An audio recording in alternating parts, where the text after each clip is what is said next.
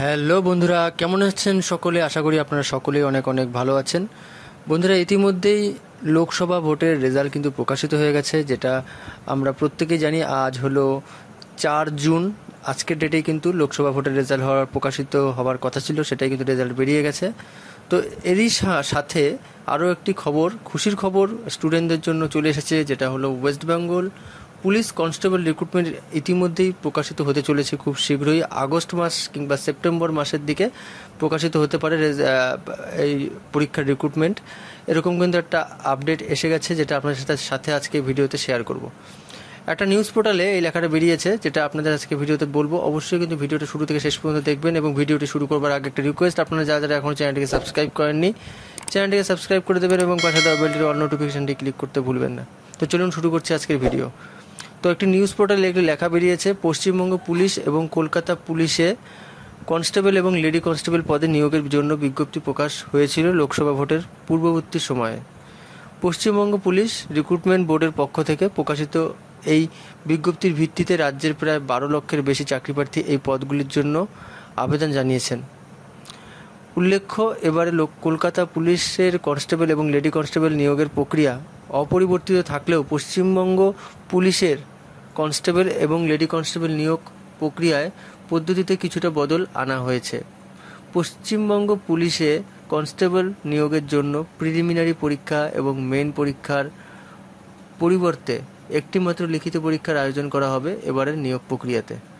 পূর্ববর্তী মেন পরীক্ষার সিলেবাস অনুযায়ী মোট 85 নম্বরের লিখিত পরীক্ষা আয়োজিত হবে। লিখিত পরীক্ষায় উত্তীর্ণ প্রার্থীরা শারীরিক যোগ্যতার নির্ণায়ক পরীক্ষায় অংশগ্রহণ করতে পারবে, অর্থাৎ যেটা আমরা জেনে আসছি পিএমটি পিইটি যে টেস্টটা হয়। তো 85 নম্বরের লিখিত পরীক্ষা আয়োজিত হবে, সেটার মধ্যে যারা কোয়ালিফাইড করবে তাদেরকে পিএমটি পিইটি দেওয়ার সুযোগ করে দেওয়া হবে। ঠিক আছে। তো আবেদন প্রক্রিয়া শেষ হয়েছে ইতিমধ্যেই। আবেদন প্রক্রিয়া শেষের ঠিক পরবর্তী সময়ে সারা বিশ্ব জুড়ে চলছে লোকসভা ভোটের প্রক্রিয়া, যার কারণেই কিন্তু আমরা জানি যে লোকসভা ভোটের প্রক্রিয়া চলাকালীন এই পরীক্ষার এছাড়াও বিভিন্ন পরীক্ষার কিন্তু বিভিন্ন কার্যক্রম কিন্তু স্থগিত হয়ে গেছিল।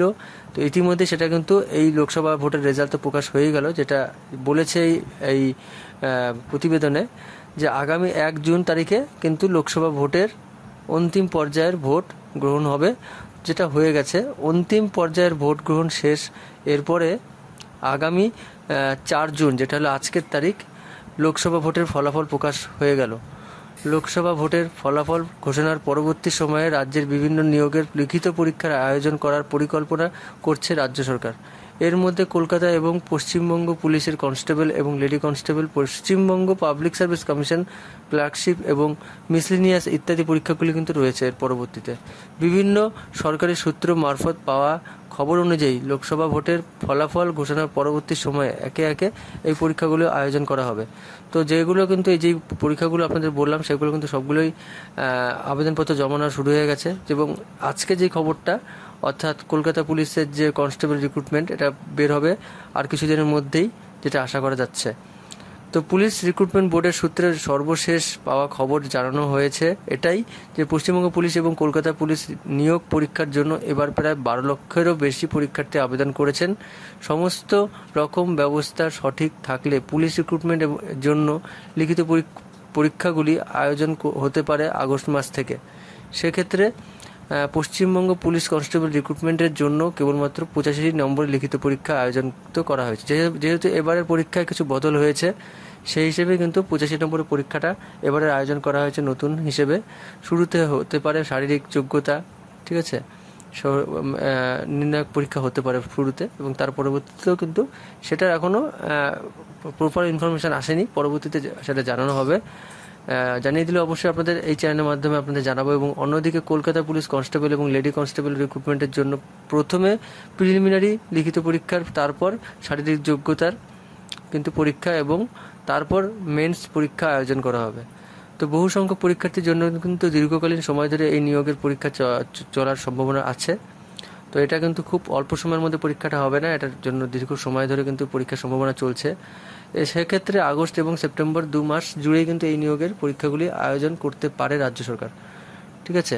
তো যেটা জানা যাচ্ছে যে এখনও পর্যন্ত যেহেতু আজ 4 জুনে কিন্তু আজকের দিনে তো আজকে পর্যন্ত তো আপনার এই লোকসভা ভোটের রেজাল্ট নিয়েই কিন্তু সমস্ত কাজ চলছিল, যার জন্য বিভিন্ন বোর্ডের কিন্তু কাজ স্থগিত ছিল।